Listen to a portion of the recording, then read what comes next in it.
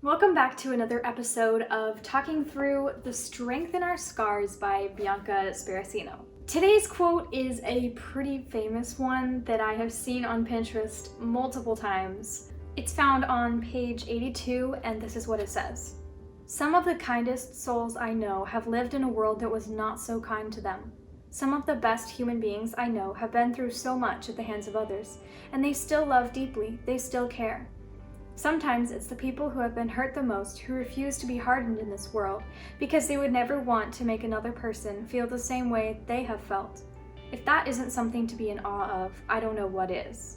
I'm sure you've heard it said before that life is 10% what happens to us and 90% how we react to it, and that might not sit well with you because it puts so much responsibility back on us for how we're reacting to what is happening to us. And we don't like that. We like to be able to put the blame on our circumstances or other people's actions or whatever the case may be. It's really difficult for us to take the responsibility back on ourselves.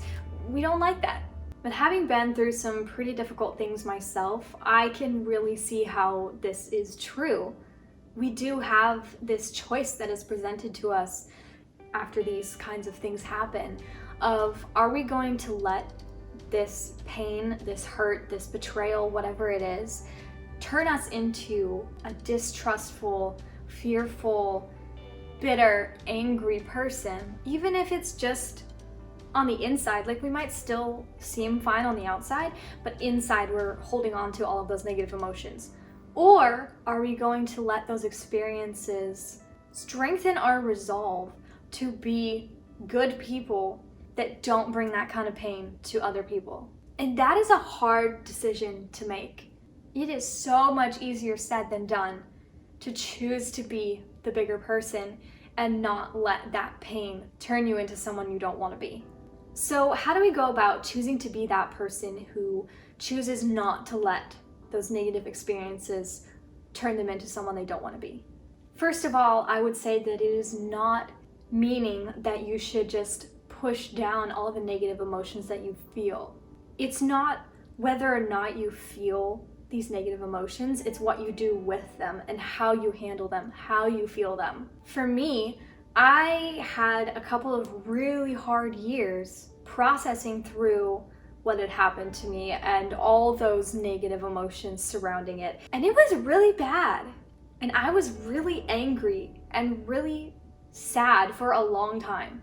But once I worked through all that and felt all the emotions and really processed through and wrote down the emotions that I was feeling and the things that I wanted to say to the people who hurt me, I wrote letters and then burned them. And it honestly helps. I know it sounds so cliche or just I don't know, weird, but it honestly helps. So I think the first step to being that person who is not hardened by pain is to actually feel the pain, sit with it for long enough, and then move on. Because if you don't fully feel an emotion, it's gonna stay with you for longer than it's supposed to. For smaller, everyday grievances, what really helps me is to view the other person as someone who's struggling. Instead of being like, wow, I can't believe they did that to me, I try to think, what must they be going through that's causing them to act out in these ways? Because for the most part, people aren't just going around being mean for the fun of it. There are some people that are bullies and those are outliers. We're not talking about them. We're talking about people that are generally nice, generally your friends, and then they just go out and hurt you, and it's what on earth? And it really helps me to think, what must they be going through that's causing them to act this way? Because that negates that bitterness towards them and replaces it with empathy and compassion and concern. Because ultimately, other people's behavior usually doesn't have a whole lot to do with you. It has a lot to do with them and what they're going through, what they're feeling, the emotions that they're putting aside that are causing these secondary emotions that are manifesting outwardly in actions that are not acceptable. And shifting that mindset from, why did they do that to me, to why did they do that at all, is really helpful for me. And kind of to take that even a step further it's just been really helpful for me in general to have this mindset of like, everybody's struggling, nobody knows what they're doing, everyone's winging it. We all have things that we're going through that we don't want to talk about. We all have emotions that we don't want to address, we don't want to feel. And it just helps me smooth over a lot of things when I just remember that you never know what someone's going through, and their behaviors are probably just them acting out because there's this internal turmoil that they are not dealing with.